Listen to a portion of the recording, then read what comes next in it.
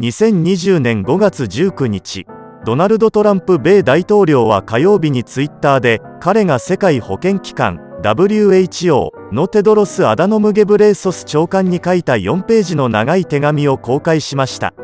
トランプ氏はツイートの中で、この手紙は自明であると述べました。何度もアメリカ大統領はコロナウイルスのパンデミックの間に中国を支援した世界の保健機関を非難しました。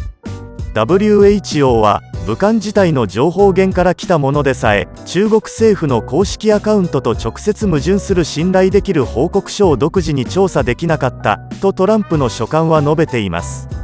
トランプは WHO は12月初旬に武漢で広がるウイルスの信頼できる報告を一貫して無視したと述べ、 WHO にとって前進する唯一の方法は実際に中国からの独立性を示すことができればだと述べ、書簡を締めくくりました。Dear Dr. Tedros, on April 14, 2020, I suspended United States contributions to the World Health Organization pending an investigation by my administration of the organization's failed response to the COVID-19 outbreak. This review has confirmed many of the serious concerns I raised last month and identified others that the World Health Organization should have addressed, especially the World Health Organization's alarming lack of independence from the People's Republic of China. Based on this review, we now know the following: the World Health Organization consistently ignored credible reports of the virus spreading in Wuhan in early December 2019 or even earlier, including reports from the Lancet Medical Journal. The World Health Organization failed to independently investigate credible reports that conflicted directly with the Chinese government's official accounts, even those that came from sources within Wuhan itself. By no later than December 30, 2019, the World Health Organization office in Beijing knew that there was a major public health concern in Wuhan. Between December 26 and December 30, China's media highlighted evidence of a new virus emerging from Wuhan, based on patient data sent to multiple Chinese genomics companies. Additionally, during this period, Dr. Zhang Jishen, a doctor from Hubei Provincial Hospital of Integrated Chinese and Western Medicine, told China's health authorities that a new coronavirus was causing a novel disease that was, at the time, afflicting approximately 180 patients. By the next day, Taiwanese authorities had communicated information to the World Health Organization indicating human-to-human transmission of a new virus. Yet the World Health Organization chose not to share any of this critical information with the rest of the world, probably for political reasons. The international health regulations require countries to report the risk of a health emergency within 24 hours. But China did not inform the World Health Organization of Wuhan's several cases of pneumonia, of unknown origin, until December 31, 2019, even though it likely had knowledge of these cases days or weeks earlier. According to Dr. Zhang Yangjun of the Shanghai Public Health Clinic Center, he told Chinese authorities on January 5, 2020, that he had sequenced the genome of the virus. There was no publication of this information until 6 days later, on January 11, 2020, when Dr. Zhang self-posted it online. The next day, Chinese authorities closed his lab for rectification. As even the World Health Organization acknowledged, Dr. Zhang's posting was a great act of transparency. But the World Health Organization has been conspicuously silent both with respect to the closure of Dr. Zhang's lab and his assertion that he had notified Chinese authorities of his breakthrough 6 days earlier. The World Health Organization has repeatedly made claims about the coronavirus that were either grossly inaccurate or misleading.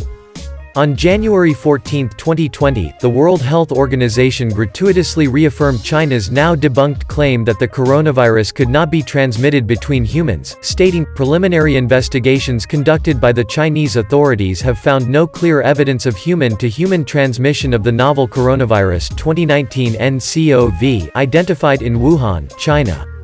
This assertion was in direct conflict with censored reports from Wuhan. On January 21, 2020, President Xi Jinping of China reportedly pressured you not to declare the coronavirus outbreak an emergency. You gave in to this pressure the next day and told the world that the coronavirus did not pose a public health emergency of international concern. Just over 1 week later, on January 30, 2020, overwhelming evidence to the contrary forced you to reverse course. On January 28, 2020, after meeting with President Xi in Beijing, you praised the Chinese government for its transparency with respect to the coronavirus, announcing that China had set a new standard for outbreak control and bought the world time. You did not mention that China had, by then, silenced or punished several doctors for speaking out about the virus and restricted Chinese institutions from publishing information about it. Even after you belatedly declared the outbreak a public health emergency of international concern on January 30, 2020, you failed to press China for the timely admittance of a World Health Organization team of international medical experts. As a result, this critical team did not arrive in China until 2 weeks later, on February 16, 2020. And even then, the team was not allowed to visit Wuhan until the final days of their visit. Remarkably, the World Health Organization was silent when China denied the 2 American members of the team access to Wuhan entirely. You also strongly praised China's strict domestic travel restrictions, but were inexplicably against my closing of the United States border, or the ban, with respect to people coming from China. I put the ban in place regardless of your wishes. Your political gamesmanship on this issue was deadly, as other governments, relying on your comments, delayed imposing life-saving restrictions on travel to and from China. Incredibly, on February 3, 2020, you reinforced your position, opining that because China was doing such a great job protecting the world from the virus, travel restrictions were causing more harm than good. Yet by then the world knew that, before locking down Wuhan, Chinese authorities had allowed more than 5 million people to leave the city and that many of these people were bound for international destinations all over the world. As of February 3, 2020, China was strongly pressuring countries to lift or forestall travel restrictions. This pressure campaign was bolstered by your incorrect statements on that day, telling the world that the spread of the virus outside of China was minimal and slow, and that the chances of getting this going to anywhere outside China were very low. On March 3, 2020, the World Health Organization cited official Chinese data to downplay the very serious risk of asymptomatic spread, telling the world that COVID-19 does not transmit as efficiently as influenza and that unlike influenza, this disease was not primarily driven by people who are infected but not yet sick. China's evidence, the World Health Organization told the world, showed that only 1% of reported cases do not have symptoms, and most of those cases develop symptoms within 2 days. Many experts, however, citing data from Japan, South Korea, and elsewhere, vigorously questioned these assertions. It is now clear that China's assertions, repeated to the world by the World Health Organization, were wildly inaccurate. By the time you finally declared the virus a pandemic on March 11, 2020, it had killed more than 4,000 people and infected more than 100,000 people in at least 114 countries around the world. On April 11, 2020, several African ambassadors wrote to the Chinese Foreign Ministry about the discriminatory treatment of Africans related to the pandemic in Guangzhou and other cities in China. You were aware that Chinese authorities were carrying out a campaign of forced quarantines, evictions, and refusal of services against the nationals of these countries. You have not commented on China's racially discriminatory actions.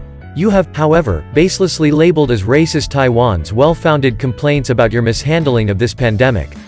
Throughout this crisis, the World Health Organization has been curiously insistent on praising China for its alleged transparency. You have consistently joined in these tributes, notwithstanding that China has been anything but transparent. In early January, for example, China ordered samples of the virus to be destroyed, depriving the world of critical information. Even now, China continues to undermine the international health regulations by refusing to share accurate and timely data, viral samples and isolates, and by withholding vital information about the virus and its origins. And, to this day, China continues to deny international access to their scientists and relevant facilities, all while casting blame widely and recklessly and censoring its own experts. The World Health Organization has failed to publicly call on China to allow for an independent investigation into the origins of the virus, despite the recent endorsement for doing so by its own emergency committee.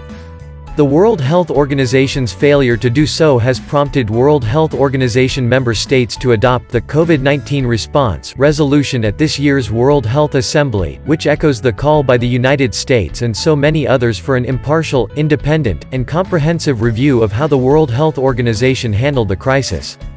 The resolution also calls for an investigation into the origins of the virus, which is necessary for the world to understand how best to counter the disease.